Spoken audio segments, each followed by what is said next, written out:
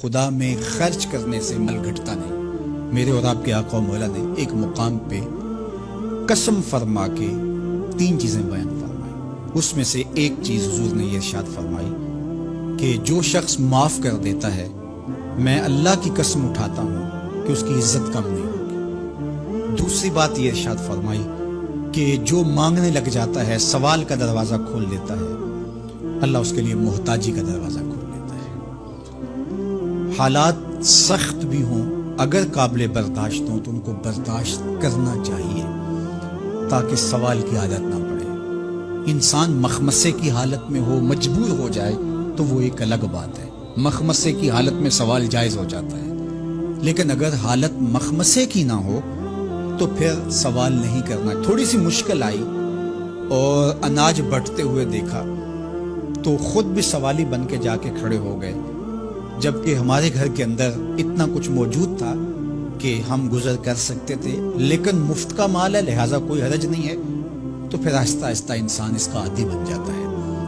اللہ اس وقت سے بچائے کہ ہم محتاج ہوں اور ہمیں عملاً اس جگہ پہ آنا پڑے، اللہ سب کو محفوظ فرمائے۔ لیکن اگر حالات کچھ تلخ بھی ہوں تو پھر بھی اگر آپ دیکھیں اپنے آپ کو کہ کیا ہم ایسی جگہ پہ تو نہیں ہیں کہ ہم سوال کرنے جائیں، تو باہر ایک ماحول دیکھ کر کے تو لپک پڑنا، تو اس سے آپ کی طبع کے اندر سوال کی عادت پیدا ہوگی۔ تو اس لیے جو مانگنا شروع کر دیتا ہے پھر اس کے لیے محتاجی کا دروازہ بند نہیں ہوتا، الا یہ کہ کوئی سخت مجبور ہو جائے تو شریعت اس کو اس کی اجازت دیتی ہے۔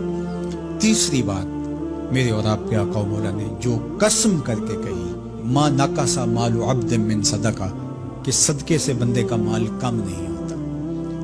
آپ کا اکاؤنٹنٹ کہتا ہے کہ اگر اتنے پیسے اتنوں سے نکال دیے گئے تو باقی اتنے بچیں گے، کیلکولیٹر کا حساب بھی یہی ہے، لیکن میرے محبوب فرماتے ہیں کہ میں ضمانت دیتا ہوں کہ صدقے سے مال کم نہیں ہوتا، تو اس لیے تم راہ خدا میں خرچ کرو گے تو میرا رب کہہ رہا ہے خیر لانفسکم، یہ تمہارے لیے بہتر ہے۔ تمہیں لگتا ہے کہ اتنے کم ہو جائیں گے، لیکن ایسا نہیں ہے، تمہارا مال صدقے سے گھٹتا نہیں ہے، صدقے سے تمہارا مال بڑھتا ہے، اور اللہ تعالیٰ جل شانہ ایک کا 10 گنا عطا کرتا ہے، 70 گنا عطا کرتا ہے، 700 گنا عطا کرتا ہے، فرمایا اللہ چاہے تو اس سے بھی زیادہ عطا کر دے۔ اور پھر فرمایا ان تقرض اللہ قرضا حسنا یضاعفہ لکم، اگر تم اللہ کی راہ میں قرض حسنہ دو تو وہ دگنا کر کے دے گا۔ اچھا، یہ کیسا اللہ کا انداز بیان ہے کہ خود مال دے کے خود کہہ رہا ہے مجھے قرضہ دو، اور پھر خود کہتا ہے میں دگنا دوں گا۔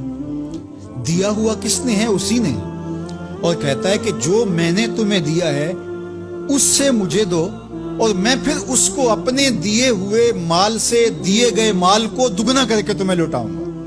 اللہ اکبر۔ اور پھر فرمایا وَيَغْفِرْ لَكُمْ، اور تمہیں بخش بھی دوں گا۔ واللہ شکور حلیم، وہ شکر گزار بھی ہے اور حلم والا بھی ہے۔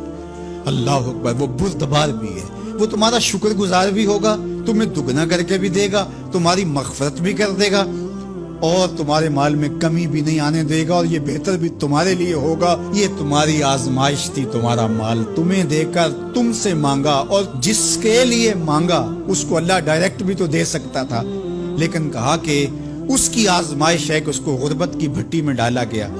تمہاری آزمائش یہ ہے، تمہیں فراوانی دی گئی۔ اب دیکھیے کہ وہ آزمائش میں پورا نکلتا ہے، تم آزمائش میں پورے نکلتے ہو، دونوں آزمائش میں پورے نکلتے ہیں، یا پھر تم نامراد اور ناکام ہو جاتے ہو۔ اللہ اکبر۔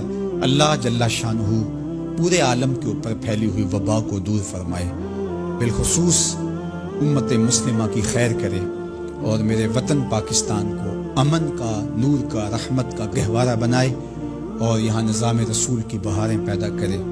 اللہ ہمیں معاشی بحرانوں سے نکال کے معیشت کا استحکام عطا کرے، اور ایک دوسرے کے لیے جذبہ احساس، جذبہ ہمدردی اور راہ خدا میں خرچ کرنے کا جذبہ فراواں ہمارا مقصود کرے۔